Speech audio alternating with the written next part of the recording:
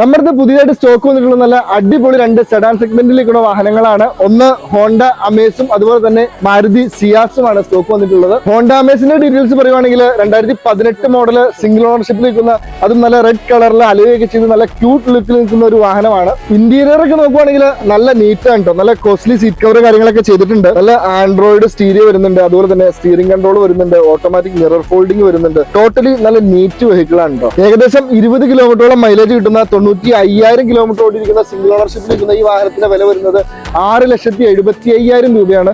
അതുപോലെ തന്നെ നമ്മുടെ സ്റ്റോക്ക് ഉള്ളത് 2015 മോഡൽ മാരുതി സിയാസ് ആണ്. നമുക്ക് അതിന്റെ ഡീറ്റെയിൽസ് പറയാം. 2015 മോഡൽ സിംഗിൾ ഓണർഷിപ്പിൽ നിൽക്കുന്ന, അതും വെറും 76,000 കിലോമീറ്റർ മാത്രം ഓടിയിട്ടുള്ള വാഹനമാണ്.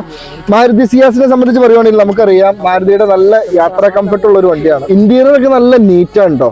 അപ്പോൾ 2015 മോഡൽ പെട്രോൾ എഞ്ചിനിൽ വരുന്ന ഈ വാഹനത്തിന്റെ വില വരുന്നത് 4,95,000 രൂപയാണ്. അപ്പൊ കൂടുതൽ ഡീറ്റെയിൽസ് അറിയുന്നതിന് വേണ്ടി താഴെ കാണുന്ന നമ്പറിൽ വിളിക്കാവുന്നതാണ്. നമ്മുടെ പേജ് ഫോളോ ചെയ്യാൻ മറക്കരുത്. അടുത്ത വീഡിയോയുമായി വീണ്ടും കാണാം.